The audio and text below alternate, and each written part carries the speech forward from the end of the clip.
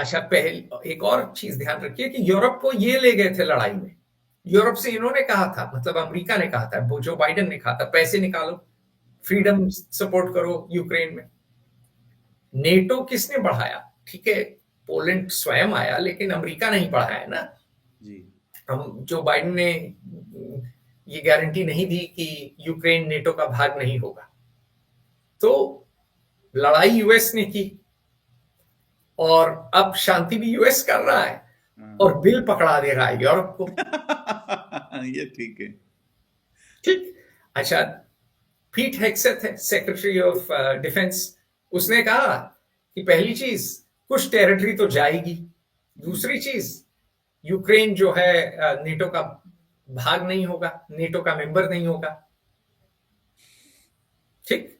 तो उसने दो नेगोशिएटिंग पॉइंट ऐसे ही दे दिए। तीसरी चीज उसने कहा कि यूरोप को बढ़ाना चाहिए अपना डिफेंस बजट। 2% पहले बात करते थे अमरीकी, खासकर डोनाल्ड ट्रंप। 2% नहीं, 5% लगाना चाहिए डिफेंस पे, सुरक्षा पे। अब यूरोप वैसे ही इकोनॉमिक क्राइसिस में। अच्छा, इकोनॉमिक क्राइसिस में क्यों है? एक सबसे बड़ा कारण जर्मनी के लिए है, रशियन गैस कट गई। भाई, जर्मनी एडवांस मैन्युफैक्चरिंग कर रहा था, मैन्युफैक्चरिंग का देश है, चीजें बनाता है। यूके तो फाइनेंस का सेंटर है। तो जर्मनी के लिए रशियन गैस बहुत जरूरी थी, तो उनकी रशियन गैस कट गई। रशियन गैस कटी, चीन में डिमांड भी कम हो गई, चीन की कार इंडस्ट्री आ गई, बीवाईडी जैसी कारें आ गई, इलेक्ट्रिक कार। तो ये पुरानी जर्मन कार इंडस्ट्री जो उनकी 19वीं शताब्दी की है, मर्सिडीज, बीएमडब्ल्यू, उनके लिए कष्ट हो गया। टेस्ला तो वैसे ही आई हुई थी। और अमरीकियों ने प्रोटेक्शनिज्म कर दिया जो बाइडेन के अंडर, इन्फ्लेशन रिडक्शन एक्ट, कहा कि भैया हम महंगाई कम करेंगे।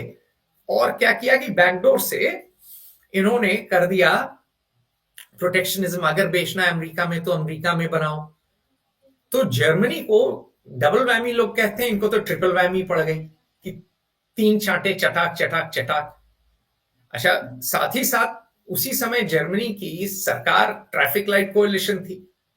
तो ट्रैफिक लाइट क्या कि सोशल डेमोक्रेट्स लाल रंग की, लिबरल्स उनका है ऑरेंज, गेरुआ रंग मान लीजिए, और ग्रीन पार्टी जो पर्यावरण वाली है वो है ग्रीन।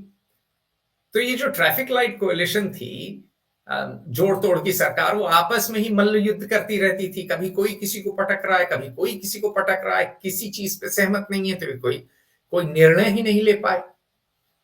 और जर्मन ब्यूरोक्रेसी, जो कि खुद ओलाफ शोल्स जो उनके चांसलर हैं, अभी वो चुनाव में हारे आएंगे कुछ दिन में, उन्होंने माना कि भैया हमारी ब्यूरोक्रेसी तो बौरा गई है, मतलब 100 परमिट चाहिए।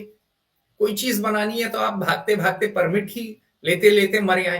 कम से कम घूस नहीं देना पड़ता है नाइजीरिया की तरह और भारत की तरह। खैर, भारत में नाइजीरिया से कम घूस है, सुनने में तो यही आता है। पाकिस्तान और बांग्लादेश से भी कम घूस है, लेकिन घूस तो यहां भी है। यही कल ही कोई बता रहा था कि नोएडा अथॉरिटी में अगर आपको 18% जीएसटी देनी है, तो 18% जो है साहब लोगों को भी ऊपर खिलाना पड़ता है। तो जर्मनी में वो दिक्कत तो नहीं है, लेकिन इतना इतना ज्यादा आपको भागना है और इतना टैक्स है कि कंपेटिटिव नहीं रही इकोनॉमी। तो जर्मनी के ऊपर कई मार पड़ी। तो लेकिन एक मार, सबसे बड़ी मार तो इनकी रूस के साथ लड़ाई है। उससे एनर्जी कॉस्ट बढ़ गई, उससे इन्फ्लेशन आ गया, उससे मैन्युफैक्चरिंग कम हो गई, उससे कंपनियां बैंकरप्ट होने लगी, उससे रोजगार कम हो गया, और उससे एक एक्सपोर्ट मार्केट भी तो चला गया। जर्मन कारें तो मर्सिडीज बहुत चलती हैं मॉस्को और सेंट पीटर्सबर्ग में। बिल्कुल। तो जर्मनी को सबसे ज्यादा चोट पहुंची, और जर्मनी जो है वफादार छोटे भाई की तरह अमेरिका के पीछे लाइन में लग गया। अमेरिका ने बोला हम युद्ध करेंगे, तो बोला जी भैया, लेकिन मैं भैया मुझे डर लगता है, मैं आपका जो है कि मैं आपके शर्ट और पैंट और बाकी लंगोट सब मैं आयरन करके दूंगा, आपको दूध मक्खन मलाई खिलाऊंगा, आपकी मालिश करूंगा, लेकिन लड़ाई में आप आगे बढ़िए, मैं तो छोटा भाई आपका, वर्ल्ड वॉर टू में पिटने के बाद मैं अब तक खड़ा नहीं हो पाया हूं।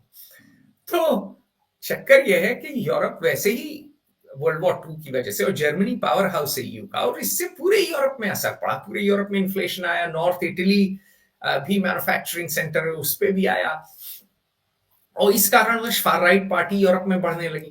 तो यूरोप ने बहुत भुगतान किया इस लड़ाई का, और अचानक ये कहना कि अब हम शांति करेंगे, और यूरोप से न पूछना, यूरोप को न बताना, और कहना कि भाई अब यूरोप अपनी सुरक्षा करे, 5% बढ़ाए, तो ये यूरोप के लिए एक घनघोर सदमा है।